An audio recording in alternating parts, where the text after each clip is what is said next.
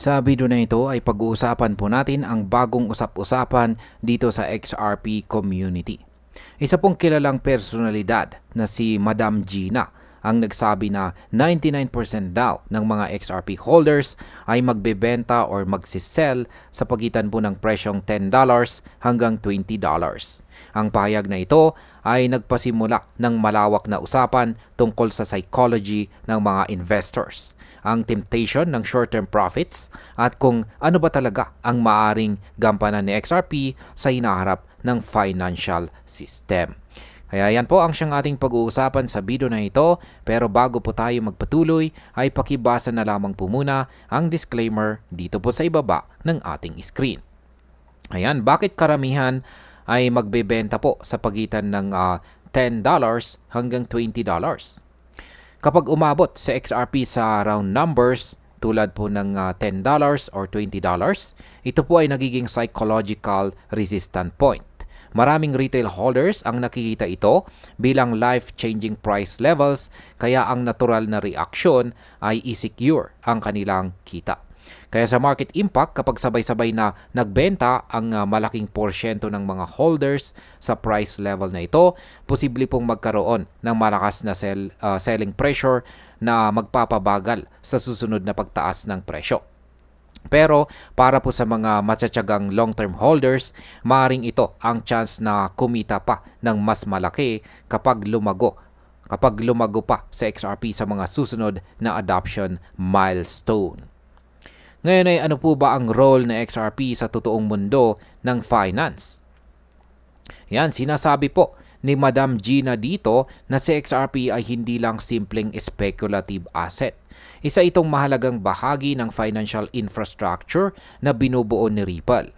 Sa pamamagitan po ng on-demand liquidity or ODL at RippleNet Solutions, nagagawa ni XRP na pabilisin ang cross-border transactions habang binabawasan ang pangangailangan sa pre-funded accounts.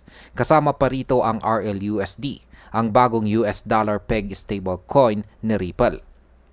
Ang RLUSD ay nakikita bilang partner ni XRP dahil nagbibigay po ito ng stable settlement pathways na magagamit ng mga institutions, custodians at saka corporate treasuries.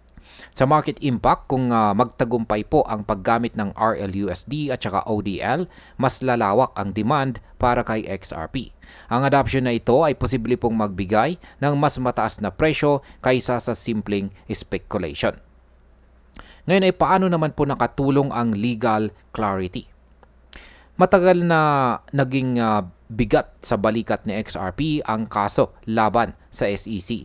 Pero ngayon, natapos na po ang kaso, mas malinaw na ang regulatory conditions para kay XRP.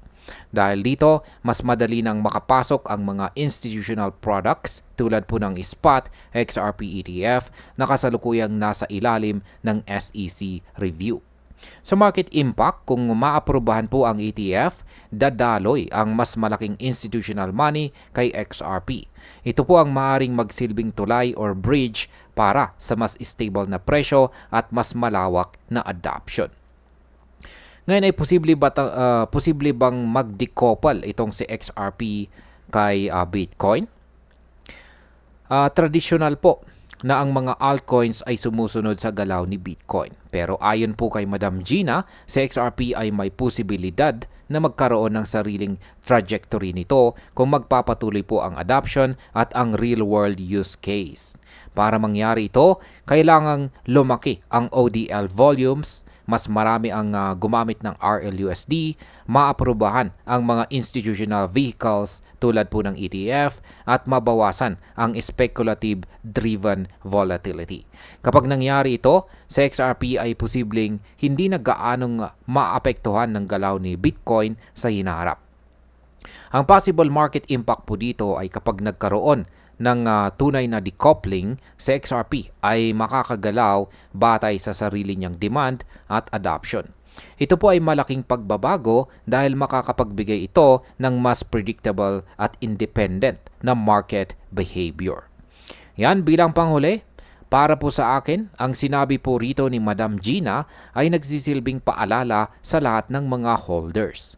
Oo, malakas ang temptation na magbenta agad kapag umabot sa presyong $10 or $20.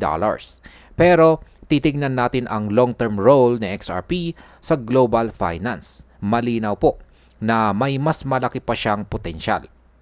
Ang kanyang value ay hindi lamang nakatali sa speculative trading kundi sa mismong infrastructure ng financial system na tinatayo ng Ripple.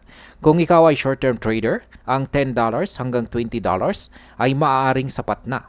Pero kung long-term believer ka sa technology ni XRP at Ripple, baka mas piliin mong manatili dahil ang tunay na potensyal ay baka magsimula pa lamang.